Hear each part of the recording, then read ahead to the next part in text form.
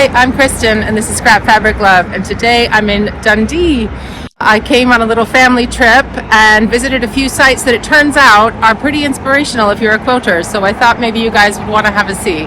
So I'm going to give you a little tour around our quick mini break in Dundee. Dundee is a pretty quick hour-and-a-half train ride from Edinburgh, where I live.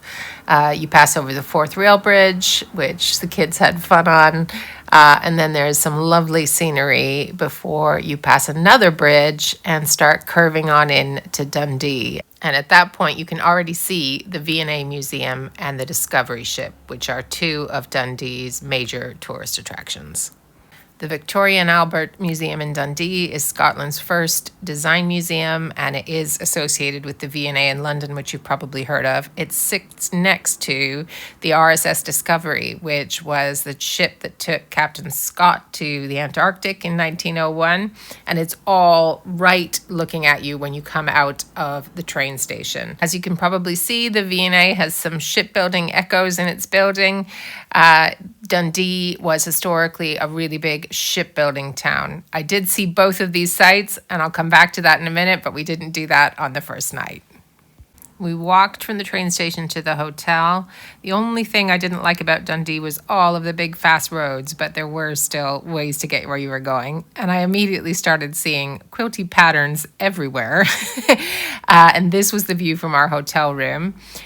Maybe not the most inspiring because we're looking at a big empty building, but that did actually have echoes of the previous times I visited Dundee. In a former life, I worked for a charity where I worked with council governments across Scotland to try and help them bring empty homes and buildings back into use, kind of like this one we were staring at out the window, which it looks like is going to be developed. And even the developer signs seem to have a quilt pattern on it. We arrived late afternoon, so after a swim in the pool, it was dinner time and then a quick game of Pokemon TCG in the lobby, where I was seeing even more quilty patterns. I don't know if I'm the only one, but I do find that when I go away, even just for a couple of days from my home, I end up just noticing things that little bit more. There might be quilty patterns all over Edinburgh that I don't see, but when I'm away, I'm just looking at things a bit differently. I wonder if that happens to any of you guys. The next morning, it was straight to the Discovery. There's a museum attached to it, and then you actually get to walk around the ship as well. And the kids really liked hearing about the journeys to the Antarctic, and I enjoyed seeing the ship's cabins and all that kind of stuff. And I even found a quilt on the wall in the museum. But then it was finally time for the tourist attraction that I was most excited about, the V&A. Now, I was not sponsored for any of this video. This was just a family trip we were taking, and I just realized there was lots of quilty stuff in it. But I did get permission to film inside before I visited. The building itself is pretty impressive. It was designed by architect Kengo Kuma, who also designed the stadium for the Tokyo 2020 Olympics. And just looking around, it is vast inside, and you already feel like there's tons to look at. And you don't even have to pay admission. It's free to go in and free to see most of the exhibits. There's a few things that you would have to pay for, but if you're on a budget, you can go in for free. We had a quick bite at the cafe, and then I dropped the kids off with my husband in the little play area, which is downstairs in the main lobby. Tons of stuff for the kids to do while I took my time having a look around. This is the amazing view down to the gift shop from above. There were a range of small exhibits, including some student work from college textile students who were exploring different themes, as well as an exhibit about how the NHS is trying to make medical scrubs more sustainable by using different fabrics and not using as much throwaway materials. So that was pretty interesting. But one of the free exhibits that was on that I was really keen to see was the Thread Memory exhibit, which was all about tatrees, which is an ancient hand embroidery practice from Palestine. Dundee is actually twinned with Nabulsi in Palestine, so this was all about celebrating the tatrees from that region. There was tons of stitchy goodness to see in this exhibit, but the bit that really caught my eye was this embroidery on plastic bags. The installation is by artist Aya Haidar, but the actual embroidered plastic bags are from a whole host of women that she spoke to in Aberdeen, which is another town in Scotland.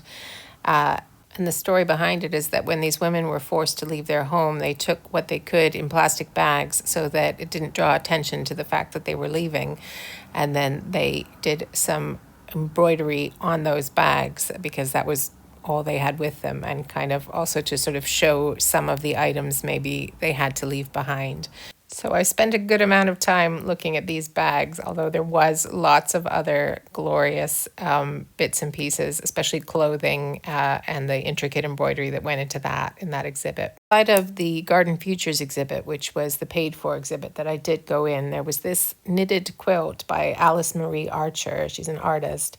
And it's described as a geotextile quilt. It's got kind of seeds embedded in it. And if you put it on the soil where you want restoration to happen, it's like a healing blanket on the earth, apparently. And alongside that, there was this growing community project of knitted squares from knitters of all different kind of experience levels who are making a community quilt that kind of echoes the artist's quilt. I had a quick look around the Scottish Design Galleries, which are another one of the free exhibits, but I was conscious that the kids were waiting for me downstairs, although I did get an update that they were still having fun playing with everything that was down there.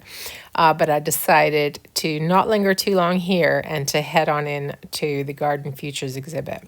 This was the paid for exhibit, all about the history and future of gardens.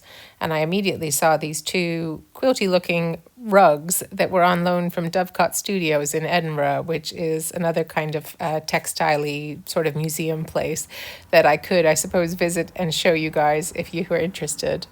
Of course, there was some William Morris design on show, as well as this ginormous hand-tufted rug textile art piece. I don't want to say the wrong thing, by artist Alexandra Kiayuglu from Argentina. It was just, it's hard to capture it on video. It was just huge. And then there was just loads of other just textile exhibits, things I wasn't expecting to see in an exhibit on gardening. I almost didn't go in because you had to pay, and I'm not really a gardener, and I was like, there's not going to be much for me here. And then there was just so much to see, so I was glad I did go in and have a look.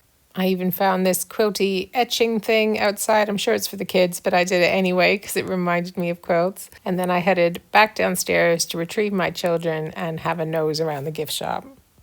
There was plenty on offer there as well, of course, including a number of sort of stitchy textile related books, one of which I did purchase.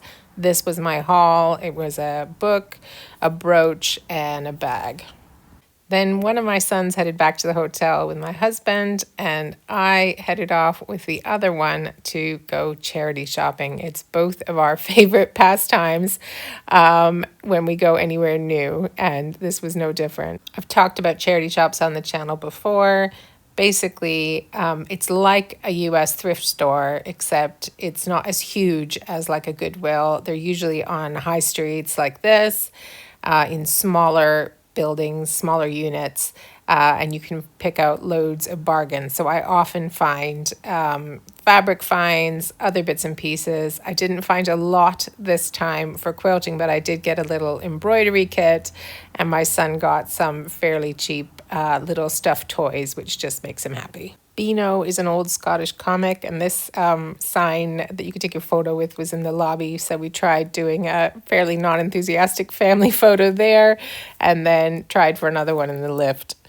The boys declared that the view out the window at night was beautiful. They liked looking at all the sparkly lights on the water, so that was a good way to end our last night in Dundee.